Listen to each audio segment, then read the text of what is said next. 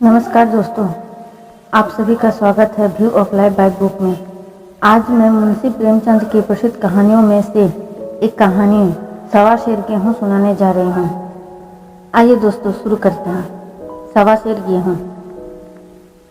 किसी गरीब गांव में शंकर नाम का एक कुर्मी किसान रहता था। सीधा साधा गरीब आदमी था। अपने काम से काम, न किसी के लेने में न देने में। छक्का पंजा ना जानता था। छल प्रपंच की उसे छूट भी ना लगी थी। ठगे जाने की चिंता न थी। ठग विद्या ना जानता था। भोजन मिला खा लिया, ना मिला चबेने पर काट दी। चबेना भी ना मिला तो पानी पी लिया और राम का नाम लेकर सो रहा। किंतु जब कोई अतिथि द्वार पर आ जाता तो उसे इस निवृत्ति मार्ग का त्याग करना पड़ता था। विशेषकर जब साधु महात्मा पदार्पण करते थे तो उसे अनिवार्य संसारिकता का शरण लेना पड़ता था। खुद भूखा सो सकता था, पर साधु को कैसे भूखा सुलाता, भगवान का भक्त जो ठहरे। एक दिन संध्या के समय महात्मा ने आकर उसके द्वार पर डेरा जमाया। तेजस्वी मूर्ति थी। पीताम्बर गले में, जटा सिर पर, पीतल का कमंडल हाथ में, खड़ाऊ पैर में, ऐनक आंखों पर। संपूर्ण वेश उन महात्माओं का सा था जो ऋषियों के प्रसादों में तपस्या, हवा गाड़ियों पर देवस्थानों की परिक्रमा और योग सिद्धि प्राप्त करने के लिए रुचिकर भोजन करते थे। घर में जौ की आटा था, वह उन्हें कैसे खिलाता। प्राचीन काल में जौ का चाहे जो कुछ महत्व रहा हो, पर वर्तमान युग में जौ का भोजन सिद्ध पुरुषों के लिए दुष्वाच्य होता है। बड़ी चिंता हुई, महात्मा जी को क्या खिलाऊं। आखिर निश्चय किया कि कहीं से गेहूं का आटा उधार लाऊं, पर गांव भर में गेहूं का आटा न मिला। गांव में सब मनुष्य ही मनुष्य थे, देवता का तो वास नहीं था। अतएव देवताओं की खाद्य पदार्थ कैसे मिलता। सौभाग्य से गांव के विप्र महाराज के यहाँ से थोड़ा सा गेहूं मिला। उसने सवा सेर गेहूं उधार लिया और स्त्री से कहा, पीस दे। महात्मा ने भोजन किया और लंबी तनकर सो गए। प्रातः काल आशीर्वाद देकर अपनी राह ली। विप्र महाराज साल में 2 बार खलिहानी लिया करते थे। शंकर ने दिल में कहा, सवा सेर गेहूं इन्हें क्या लौटाऊं, पसेरी के बदले कुछ ज्यादा खलिहानी दे दूंगा। यह भी समझ जाएंगे, मैं भी समझ जाऊंगा। चैत में जब विप्र जी पहुंचे तो उन्हें 1.5 पसेरी के लगभग गेहूं दिया और अपने ही उड़ीन समझकर उसकी कोई चर्चा न की। विप्र जी ने भी फिर न मांगा। सरल शंकर को क्या मालूम था कि यह सवा सेर चुकाने के लिए उसे दूसरा जन्म लेना पड़ेगा। 7 साल गुजर गए। विप्र जी विप्र से महाजन हुए। शंकर किसान से मजूर हो गया। उसका छोटा भाई मंगल उससे अलग हो गया था। एक साथ रहकर दोनों किसान थे, अलग होकर मजूर हो गए थे। शंकर ने चाहा द्वेष की आग भड़कने ना पाए, किंतु परिस्थिति ने उसे विवश कर दिया। जिस दिन अलग अलग चूल्हे जले वो फूट फूट कर रोया। आज से भाई भाई शत्रु हो जाएंगे। एक रोएगा तो दूसरा हंसेगा। एक के घर मातम होगा तो दूसरे के घर गुलगुले पकेंगे। प्रेम का बंधन, खून का बंधन, दूध का बंधन आज टूटा जाता है। उसने भागीरथी परिश्रम से कुल मर्यादा का वृक्ष लगाया था। उसे अपने रक्त से सींचा था, जिसका जड़ से उखड़ना देखकर उसके हृदय के टुकड़े होते जा रहे थे। 7 दिनों तक उसने दाने की सूरत तक ना देखी। दिन भर जेठ के धूप में काम करता और रात को मुंह लपेटकर सो रहता। इस भीषण वेदना और दुस्साह कष्ट ने रक्त ही जला दिया, मांस मज्जा को घुला दिया। बीमार पड़ा तो महीनों खाट से ना उठा। अब गुजर बसर कैसे हो। 5 बीघे के आधे खेत रह गए। एक बैल रह गया। खेती क्या खाक होती। अंत को यहाँ तक नौबत पहुँची कि खेती केवल मर्यादा रक्षा का साधन मात्र रह गई। जीविका का भार मजूरी पर आ पड़ा। 7 बरस बीत गए। एक दिन शंकर मजूरी करके लौटा तो राह में विप्र जी टोक कर कहा, शंकर कल आके अपने बीज बैंक का हिसाब कर ले। तेरे यहाँ 5.5 मन गेहूँ कब से बाकी पड़े हुए हैं और तूने देने का नाम तक नहीं लेता। क्या हजम करके मन मानेगा? शंकर ने चकित होकर कहा, मैंने तुमसे कब गेहूं लिए थे जो 5.5 मन हो गए? तुम भूलते हो मेरे यहाँ किसी का छटाक भर का अनाज न है, न किसी का एक पैसा उधार। विप्र बोला, इसी नियत का तो यह फल भोग रहा हो कि खाने को नहीं जुटता। यह कहकर विप्र जी ने उसे 1.25 सेर गेहूं का जिक्र किया जो आज से 7 वर्ष पहले उसने शंकर को दिए थे। शंकर सुनकर अबाक रह गया। ईश्वर, मैंने इन्हें कितनी बार खलिहानी दी, उन्होंने मेरा कौन सा काम कर दिया? जो पोथी पत्रा देखने, साहित सगुन विचारने द्वार पर आते थे तो कुछ न कुछ दक्षिणा ले ही जाते थे। इतना स्वार्थ! 1.25 सेर अनाज को अंडे की भांति सेच कर उसे पिशाच खड़ा कर दिया जो मुझे निगल जाएगा। इतने दिनों में एक बार भी कह देते तो मैं गेहूं तोलकर दे देता। क्या इसी नियत से चुप साधे बैठे रहें? बोला, महाराज, नाम लेकर तो मैंने उतना अनाज नहीं दिया, पर कई बार खलिहानी में से 2-2 सेर दिए हैं। अब आप आज 5.5 मन मांगते हैं, कहाँ से दूं? विप्र बोले, लेखा जो बख्शिश 100, तुमने जो कुछ दिया होगा उसकी कोई हिसाब नहीं। चाहे एक के जगह 4 पसेरी दे दो। तुम्हारे नाम बही में 5.5 मन लिखा हुआ है, जिससे चाहे हिसाब लगवा लो। दे दो तो तुम्हारा नाम छाप दूं, नहीं तो यह बढ़ता रहेगा। शंकर बोला, पांडे, क्यों गरीब को सताते हो? मेरे खाने का ठिकाना नहीं, इतना गेहूं किसके घर से लाऊंगा?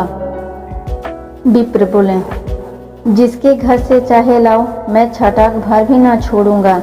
यहाँ न दोगे, भगवान के घर तो दोगे। शंकर काँप उठा। हम पढ़े लिखे आदमी होते तो कह देते, अच्छी बात है, ईश्वर के घर ही देंगे। वहाँ की तौल यहाँ से कुछ बड़ी तो ना होगी। कम से कम इसका कोई प्रमाण हमारे पास नहीं, फिर इसकी क्या चिंता? किंतु शंकर इतना तार्किक, इतना व्यवहार चतुर न था। एक तो ऋण, वो भी ब्राह्मण का, बही में नाम रह गया तो सीधे नरक जाऊंगा। इस ख्याल से ही उसे रोमांच हो गया। बोला, महाराज, तुम्हारा जितना होगा यहीं दूंगा, ईश्वर के यहाँ क्यों दूं? इस जन्म में तो ठक्कर खा ही रहा हूँ, उस जन्म के लिए कांटे क्यों बोऊं? मगर यह कोई निवाव नहीं है। तुमने राय का पर्वत बना दिया। ब्राह्मण होके तुम्हें ऐसा नहीं करना चाहिए था। उसी घड़ी तकादा करके ले लिया होता तो आज मेरे से इतना बड़ा बोझ क्यों पड़ता? मैं तो दूंगा, लेकिन तुम्हें भगवान के यहाँ जवाब देना पड़ेगा। विप्र बोले, वहाँ का डर तुम्हें होगा, मुझे क्यों होने लगा? वहाँ तो सब मेरे ही भाई बंधु हैं। ऋषि मुनि सब तो ब्राह्मण है, देवता ब्राह्मण है। जो कुछ बनेगा बिगड़ेगा संभाल लेंगे। तो कब देते हो? शंकर बोला, मेरे पास रखा तो नहीं है, किसी से मांग जांच के लाऊंगा तो दूंगा। विप्र बोले, मैं न मानूंगा। 7 साल हो गए, अभी एक दिन का भी मुलाहजा नहीं करूंगा। गेहूं नहीं दे सकते तो दस्तावेज लिखवा दो। शंकर बोला, मुझे तो देना है, चाहे गेहूं ले लो या दस्तावेज लिखवाओ। किस हिसाब से दाम रखोगे?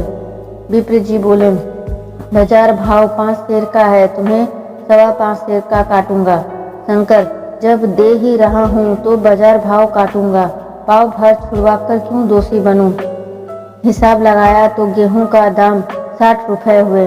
60 रुपये का दस्तावेज लिखा गया, 3 रुपये सैकड़ा सूद। साल भर न देने पर सूद का दर 3.5 रुपये सैकड़े। 12 आने का स्टाम्प। 1 रुपये का दस्तावेज की तहरीर शंकर को ऊपर से देनी पड़ी। गांव भर में विप्र की निंदा की, लेकिन मुंह पर नहीं। महाजन से सभी का काम पड़ता है, उसके मुंह कौन लाए? शंकर ने साल भर कठिन तपस्या की। म्याद से पहले रुपए अदा करने का उसने व्रत सा लिया। दोपहर को पहले भी चूल्हा न जलता था, चबेने पर बसर होती थी। अब वह भी बंद हुआ। केवल लड़के के लिए रात की रोटियां रख दी जाती थी। पैसे रोज के तंबाकू पी जाता था। यह एक व्यसन था जिसका वो त्याग न कर सका था। अब यह व्यसन भी कठिन व्रत की भेंट चढ़ गई। उसने चिल्लम पटक दी, हुक्का तोड़ दिया और तंबाकू की हाड़ी चूर चूर कर डाली। कपड़े पहले भी त्याग कर चरम सीमा तक पहुंच चुके थे। अब यह प्रकृति के न्यूनतम रेखा का अबाध्य हो गया था। शरीर की अस्थिवेदक शीत को उसने आग ताक पर काट दिया। इस ध्रुव संकल्प का फल आशा से बढ़कर निकला। साल के अंत में उसके पास 60 रुपए जमा हो गए। उसने समझा, पंडित को इतना रुपए दूंगा और कहूँगा महाराज बाकी रुपए भी जल्द ही दे दूंगा। 15 रुपए की तो और बात है, क्या पंडित इतना भी ना मानेंगे?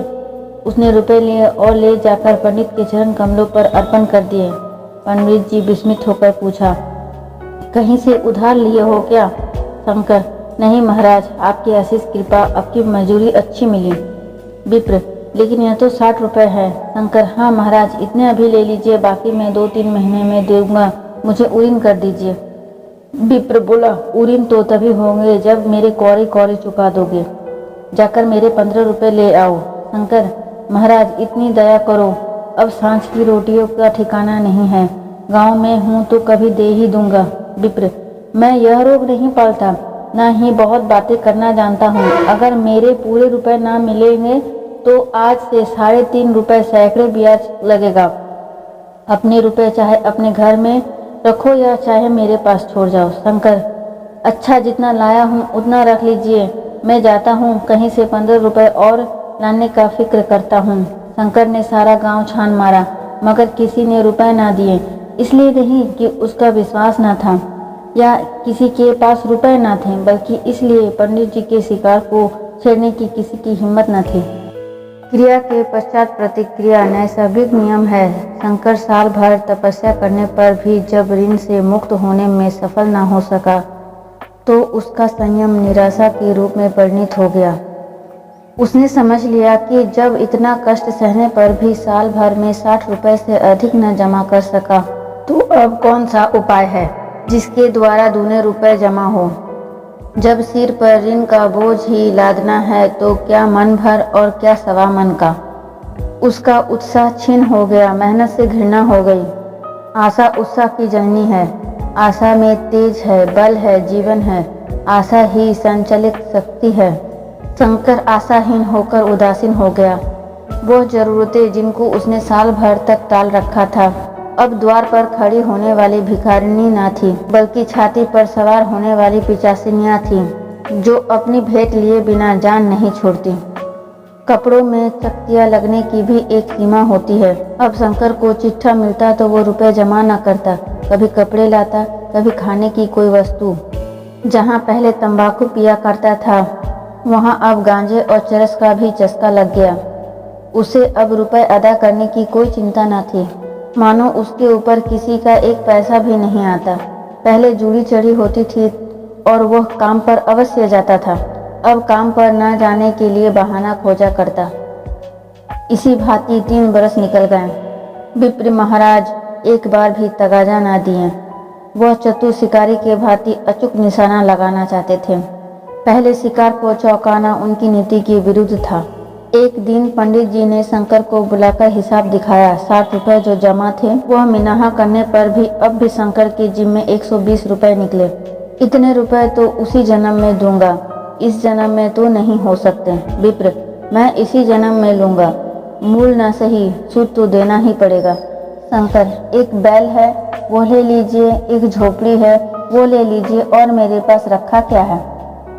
विप्र बोले, मुझे बैल बधिया लेकर क्या करना, मुझे देने को तुम्हारे पास बहुत कुछ है। शंकर बोला, और क्या है महाराज। विप्र बोले, कुछ नहीं है, तुम तो हो, आखिर तुम भी कहीं मजूरी करने जाते ही हो, मुझे खेती के लिए मजूर रखना पड़ता ही है। सूद में तुम हमारे यहाँ काम किया करो, जब सुविधा हो मूल भी दे देना।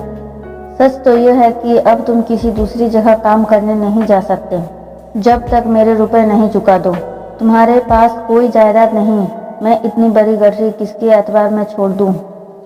कौन इसका जिम्मा लेगा? तुम मुझे महीने महीने सूद देते जाओगे और कहीं कमाकर जब तुम मुझे सूद ही नहीं दे सकते तो मूल का कौन कहे। शंकर, महाराज सूद में तो काम करूंगा और खाऊंगा क्या। विप्र बोले, तुम्हारी घरवाली है, लड़के हैं, क्या वे हाथ पांव कटवा के बैठेंगे। रहा मैं तुम्हें आधा सेर जौ रोज के लवा में दे दिया करूंगा, ओढ़ने को साल में एक कंबल पा जाओगे। एक मिर्जाई भी बनवा दिया करूँगा, और क्या चाहिए। यह सच है कि और लोग तुम्हें 6 आने रोज देते हैं, लेकिन मुझे ऐसी गरज नहीं। मैं तो तुम्हें अपने रुपए भरने के लिए रखता हूँ। शंकर ने कुछ देर तक गहरी चिंता में पड़े रहने के बाद कहा, महाराज, ये तो जन्म भर की गुलामी हुई। विप्र बोला, गुलामी समझो चाहे मजूरी समझो, मैं अपने रुपए भराए बिना तुमको कभी नहीं छोड़ूंगा। तुम भागोगे तो तुम्हारा लड़का बढ़ेगा। हाँ, जब कोई ना रहेगा तब की बात दूसरी है। इस निर्णय की कहीं अपील न थी। मजूर का जमानत कौन कराता, कहीं शरण न थी, भागकर कहाँ जाता। दूसरे दिन उसने विप्र जी के यहाँ काम करना शुरू कर दिया। 1.25 सेर गेहूं के बदौलत उम्र भर के लिए गुलामी की बेड़ी पैरों में डालने पड़ी। उस अभागे को अब अगर किसी विचार से संतुष्ट था तो यह था कि यह मेरे पूर्व जन्म का संस्कार है। स्त्री को वो काम करने पड़ते थे जो उसने कभी नहीं किए। बच्चे दाने को तरसते थे, लेकिन शंकर चुपचाप देखने के सिवा और कुछ न कर सकता था। वो गेहूं के दाने किसी देवता के साप के भांति या जीवन उसके सिर से ना उतरे। शंकर ने विप्र जी के यहाँ 100 वर्ष तक गुलामी करने के बाद इस दुस्साह संसार से प्रस्थान किया। 120 रुपए उसके सिर पर अभी भी सवार थे। पंडित जी ने उस गरीब को ईश्वर के दरबार में कष्ट देना उचित न समझा। इतने अन्याय, इतनी निर्दय न थे। उसकी जवान बेटे की गर्दन पकड़ी। आज तक वह विप्र जी के यहाँ काम करता है। उसका उद्धार कब होगा या होगा नहीं, ईश्वर ही जाने। श्रोतागण, इस वृत्तांत को कपोल कल्पित न समझे, ये सत्य घटना है। ऐसे शंकरों और ऐसे विप्रों से दुनिया खाली नहीं है। कहानी सुनने के लिए धन्यवाद दोस्तों। आपका दिन मंगलमय हो और मेरे चैनल को लाइक, शेयर और सब्सक्राइब करना ना भूलें।